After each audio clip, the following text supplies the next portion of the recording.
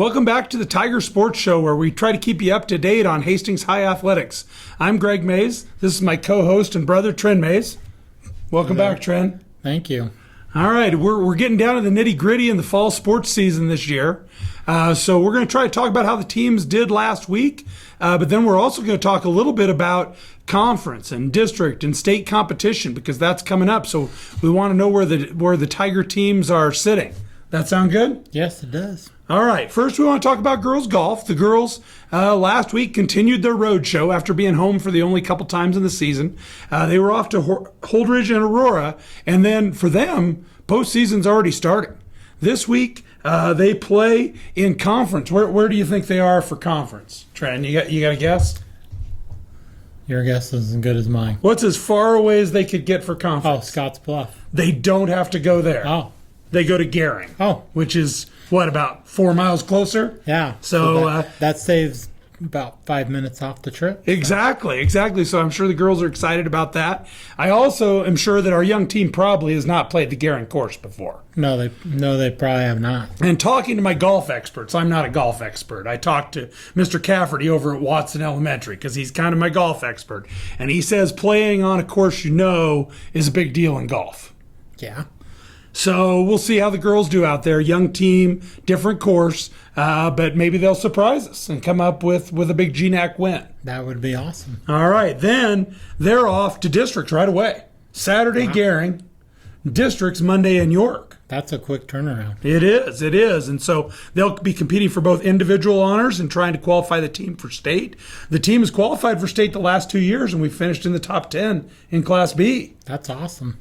Okay, so I got a trivia question for you. Okay, I'm ready. Who's the last girls golf state champion in Hastings High history? Let me think. You can look at your sticky note, too. Okay. I'm just trying to help. Okay, I'd say Sarah Wissing, 2006. That is absolutely right. That's well done.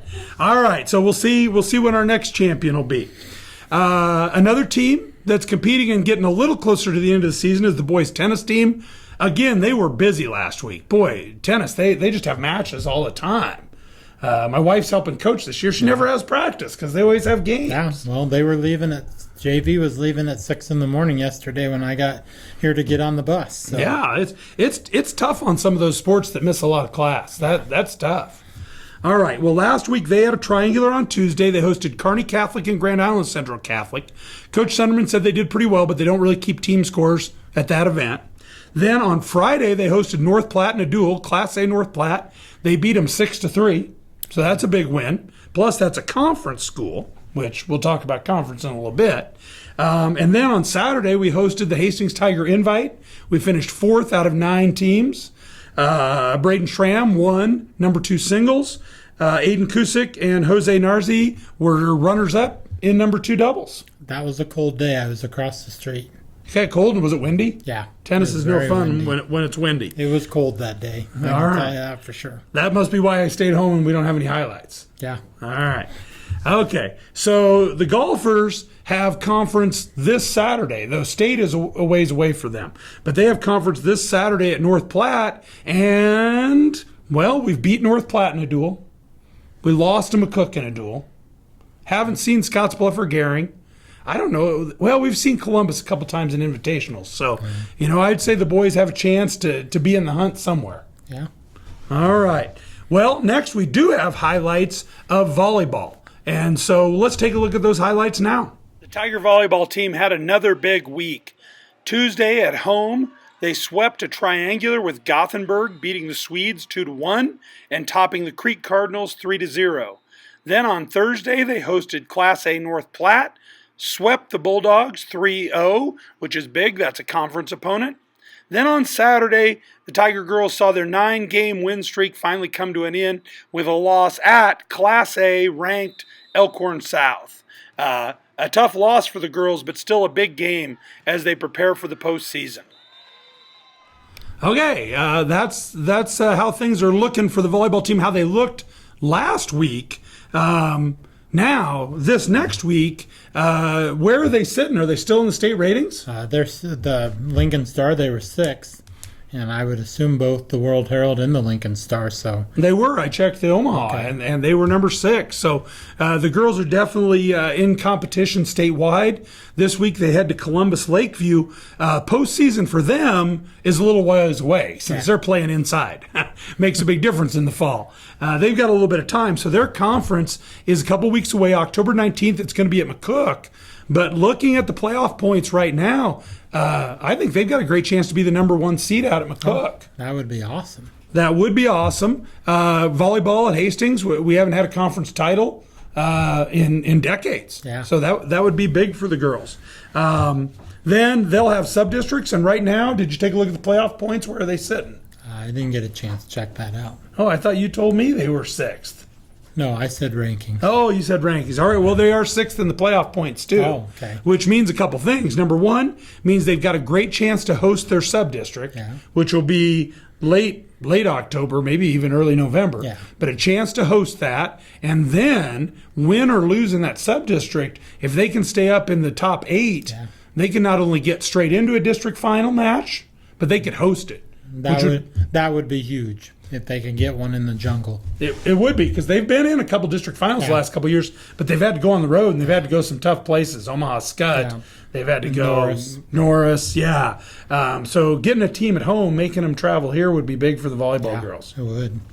All right. Next, let's move on to softball. That'd be girls softball, right? Earlier I got the golf messed up? Or? Yeah, that is girls softball. Okay, all right. So it's softball team. Softball team, had some struggles last week. They went 2-2, which for them is a struggle, I guess. They went to Lexington, though. No struggle there. They won 21-1. Do you know the record for most runs in a game for a Hastings High softball team? And I do know, and I did not look at the sticky note, it is 21 versus McCook in 1998. I thought that was the record. Yeah. Because that's what's up on the record board over in the gym. But I did a little bit of checking. Yeah. 2004, win over Adams Central, 23-1. Ooh, so the real record, 23. So we're breaking records. Well, we didn't even know it. Yeah, well, they broke records, but we thought we tied a record, but we didn't. Yeah. So maybe they called off the dogs. Maybe we could have had a couple more runs. They could. They scored 17 runs the first inning. And Kaylin Schultz bats number 4 in the batting order. She hit 2 home runs in the first inning. Wow. Well, she's been hitting a bunch lately. We'll talk about that in a little bit. Then the girls headed to Crete on Saturday, and honestly had a few bumps in the road. They lost the first round game to Wahoo Newman 7-6. Made a big comeback, fell just short. Then they kind of punished Nebraska City for that, beat them 15-1. Then they came back against Seward and had a little bit of lead and let it get away and lost 10-9. So kind of an uncharacteristic day for our softball girls, losing 2 and only winning 1. Mac Long had a couple home runs that day. Ellie Douglas went 2 for 2 with the home run against Nebraska City. Ellie McCoy did the same thing against Newman. So the girls are still hitting the ball well. But, need to finish some of those games. We're just seeing some good, tough competition at some of those end-of-the-season tournaments. Well, and that's what you want. The girls are starting to set up. They've got district coming. Now, last night, they went over to Aurora, beat Aurora 13-1, and were ahead of Grand Island Central Catholic 12-2 when the Lightning came in. Yeah. You don't get credit for that win. It's just an unfinished game. Right. We were 1 out away from 10 running them in the 4th. Lightning. You know what Schultz did yesterday? I do not. What did she do? She went 4 for 6 with 4 home runs and 9 RBIs in the 2 games. Now, you've coached a little softball, baseball in your background. Yeah. At what point do you stop pitching to somebody? I would have stopped pitching to her in the second at bat. Yeah. I mean, at least after home run number 2. Yeah. I'm either walking her or I'm plunking her. Yeah. Okay? I mean, I want that bat out of her hands. 4 home runs. Yeah. She is 4 for 6, 9 RBIs. That might be in school record territory. You might have to take a walk over to the gym and see. Okay. Today they were supposed to be over to Kearney, but old man weather got in the way. Yeah. So the regular season's done for the softball girls. On Saturday, they are heading for GNAC tourney at North Platte. Now, have we won the GNAC before in softball? Yeah, 2 years ago. Two years in a row. 2 years in a row, yeah. 2 years in a row, and 3 of the last 5, including 1 that got rained out and it wasn't played. So really 3 of the last 4. So that's kind of our conference. So the girls are headed over there, hopefully taking care of business in North Platte for that one. And then they've got to come right back, sub-districts Monday. Yeah, they're sitting really good with the two losses. The two losses didn't hurt them last Saturday. It actually helped them in points. They're sitting fourth in points. They have a new format this year. They have the sub-district and district final format. So they are in great position to not only host the sub-district next Monday and Tuesday, but then coming up that quick Friday turnaround, they would host the district final as well as having state here in our backyard. So this may be the last trip on a bus for the girls. Yeah, that would be awesome. That'd be good. District final this year is best 2 out of 3. Yeah. So qualify for that, which they can either win the sub-district or they honestly would have a good chance to qualify because they're so high in points. Yep. Without top 16 teams qualify. Hopefully they'll be hosting that best 2 out of 3 match. My fear, they're going to schedule that for 10 in the morning when I'm supposed to be teaching school. Yeah, me too. So, Mr. Schneider, if you're watching this, that's going to make me really grumpy. I don't think that's going to make a difference to him, do you? No, neither do me. Think so Softball's a different sport. They play that in the daytime a lot. They got lights out there. I know. They got double elimination and all that. All right. Well, softball's still ranked top 10 in the state, number 5, I think, yep. even after a couple losses. So we're really heading down to the nitty-gritty with Tiger Athletics. Before we start talking about the cross-country team, I want to introduce you folks to this week's Tiger of the Week, Chelsea Espinoza. Okay, we're here today with our Tiger of the Week, cross-country runner Chelsea Espinoza. Chelsea, first thing we want to talk about is the last 2 races at Kearney and Grand Island where you won the whole thing. How did those races go? It was pretty okay. It was really hot, but, made it through and it's pretty okay. Does that kind of change your strategy when it's hot out? No. Well, yeah, because you want to play it smart to make sure that he doesn't get to you before you can even make it to the end of the race, like at the end, because it'll affect you either way. How's the team overall been doing? Obviously, individually, you've been going great guns. How's the team looking? What are kind of your goals as the season starts to head to the tail end here? I think the goal of the whole entire team is to make it to state, and obviously working towards that. We're getting better every single meet. We tend to surprise people. That's great. Now, the other day you got to run at Kearney, which is the site of the state meet, right? Yeah. Does that help down the line? Because you've run at state a couple times. Yeah, it does. It kind of gives you a look at, the girls that are going to be competing, how the teams are looking, at that time. But at the same time, it doesn't mean too much because some girls do opt, from Class B, opt to run in the Class A meet. And, that kind of, takes away from seeing those other girls that do that. But it's a good meet to see what you're working with, what you need to do, and what you need to fix before the state meet. Sounds like Coach Rosno has talked to you about some things. That's really good. Okay, we always like to throw our Tigers of the Week a little curveball here. Okay. So I know what the people watching the show really want to know because we've had cross-country highlights before. So they want to know, why no ponytail? It's just not me. I like to feel free. I like to feel the wind through my hair, and that's how I do. Awesome. Well, that's our Tiger of the Week this week. Chelsea Espinoza, wind running through her hair.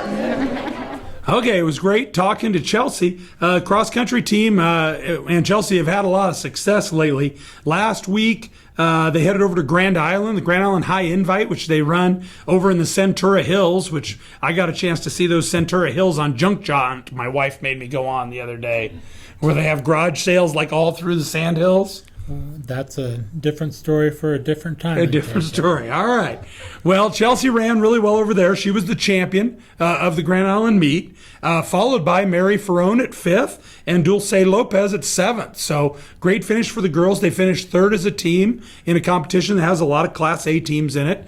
The boys finished fourth at Grand Island. Jaden Welsh, again, leading the boys' side with a third-place finish, and Landon Eckhart ended up in the top 10 with an eighth-place finish.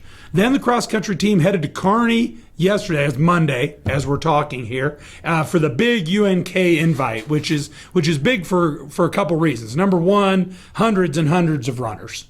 Number two, it's on the same course that the state meet is. So that's kind of big in prepping for state. The boys, again led by Jaden Welsh, finished fifth out of 19 teams. That's in the Class B division. So they'll be competitive in the state. Jaden finished third. Landon Eckhart finished 18th. On the girls' side, the girls finished sixth out of 17, which is a pretty good sign for them. They haven't been finishing quite as well as a girls' team, but says they've maybe got a chance come state. And Chelsea won the thing again. She ran 20.03, so she's really flirting with that 20-minute mark. The video, I saw coverage of that meet yesterday, and it was very hot. The UNK staff did an awesome job keeping the runners hydrated because it was pushing 95 degrees before the front came through. And going to the state cross-country meet was probably one of the best things I've done in the last 5 years. That's a fun meet over there. It really is. I had a lot of fun going to that. I got a cross-country trivia question for you, and you don't have a sticky note for it. Okay, what's that? The last girls' state champion cross-country Hastings High. It has to be Shauna Jones. The great Shauna Jones, four-time champion. Once sat next to me in first grade. Wow. Yeah. So that's... And she didn't rub off on you. I had a big effect on her career. Yeah. I mean, her competitiveness. You could tell. The thing I admire about Shauna the most is she never lost a race in high school, which is very impressive. Yeah. And if you haven't got to see her plaque over in the North Gym, you should, because it's quite the feat to never lose a race in high school. Yeah, never lost a cross-country meet the whole way. Yeah. All right, so the girls were 6th out of 17th at a team. They're at York this Thursday, and then their districts are still a ways off, the 17th, so we're about 2 weeks away. They usually have gone west for districts. This year they're headed east to Norris High School, which, if you ever tried to get to Norris High School, it's almost impossible to get to Norris High School. It's like gravel roads. That's all you can take. That's what I was going to ask. Are they going to run the gravel roads? I hope so. Area? One time when I was taking a bus to Norris, you know what I drove by? Buffalo. I heard of Buffalo. That's how in the middle of nowhere Norris is. I think I was on that trip and we were lost. Yeah, we were definitely lost, but we got there. Okay, so they'll go east this year, and they got Beatrice, Crete, Norris, Seward, and York. That's pretty good. That's a pretty good district. I haven't seen us run against Beatrice yet. I have seen us run against the others. I know the Seward girls are going to be tough to beat. So we'll have to see what our cross-country girls can put together. That's great. All right. We've only got one thing left, and that's football. What do you know about football? I heard you were talking to Coach Shoemaker in the hallways. Well, I had a little chat with Coach. I did go to the game Friday night. I coached Isaac Hunsley when he was a kid, and he made his season debut. The team had thought they lost Isaac due to a season-ending injury, but Isaac came back. He got cleared last Tuesday. I saw him outside by the North Gym. He says, "I'm cleared." I said, "I'm coming." So I don't hit the road too much. I've been helping Isaac rehab in English class. Oh, that's good. I make sure he's got a comfortable spot. He can put the knee up, all those things. Good. So I probably played a big part in this win. But yeah, and those seniors, I've coached a lot of the kids on this team as a youth coach, and they probably played their most complete game of the year. They beat Crete, who had 2 wins on the year. I think they were 2-2. We beat them 44-7, which was a great. They just put it all together. Crete obviously paid attention to scouting us because they put a lot of guys in pass coverage. My little chat with Coach Shue, he said they put a lot of effort in pass coverage, so we just ran it right down their gut. I like that. That's my kind of game. The Tigers had 382 yards rushing. They still had 121 yards passing. They hit the 500-yard mark with Coach Frost down at the university. It's all about yards. And we did roll up 500 yards. That's pretty impressive for a high school game. Zaid Widener broke out with a huge game playing running back. He also plays linebacker and safety. He had 8 carries for 130 yards and a touchdown. Our gunslinger quarterback, Garrett Sinek, did 100 yards in passing, had 101 on the ground, scored 3 touchdowns, even though 2 of them were 1-yard runs, but they still count. They all count. Yeah. Trevor Sullivan, who's the fullback, who probably doesn't get a lot of attention. He had 8 carries for 71 yards. It was just quick score after quick score. And that was down at Doane. That's kind of a tough place to play. Yeah, it is. It's a tough place to play, definitely. The defense, we on offense, we average 9.1 yards a carry. You do not see that in high school football. Tiger D was rocking and rolling. They bring a lot of pressure with their speed. They have size with Big Max. 73's name, I can't pronounce that too much. I call him Big K. All right. Big Max and Big K in the middle present a lot of problems. But they only had 2 first downs. Crete only had 2 first downs? 2 first downs the whole game. They had 76 yards. They had 25 yards on 1 carry. We had a guy there for the sack right when the guy got the snap. You got to have your head up when you play football. He didn't have his head up, ran right by the quarterback. Then he looped around and scored. But they did an awesome job. The Tiger D, they love to hit. They're a bunch of big hitters and they're fast. What was the final score? It was 44-7. All right, we're gonna take a look at that one in just a minute. We got actually 2 games of the week for the people this week. We're gonna watch the volleyball team beat North Platte in straight sets 3-0, and then we're gonna watch the football team go down to Crete and beat the Cardinals 44-7. Now, we got to get a little bit of football history talk in, because the last time I was at Crete for a football game was 25 years ago to watch the 1994 team in the semifinals. Remember that game? Yeah, I do. We did not. That was an interesting game because we didn't start out the greatest, and I think we were losing at halftime. Old Coach Olson gave one of his rah, rah, rah speeches. Probably a little less rah, rah, rah, and a little growl to little it, growl, perhaps, and maybe there might have been a foot somewhere. Yeah, I mean, he would let him know. Yeah, he was he would let you know what he wanted. He was demonstrative. Yeah, that's he was a good demonstrative. word. He loved you. He wanted you to do better. He let you know both. Yeah, and they actually came out the second half and took care of business.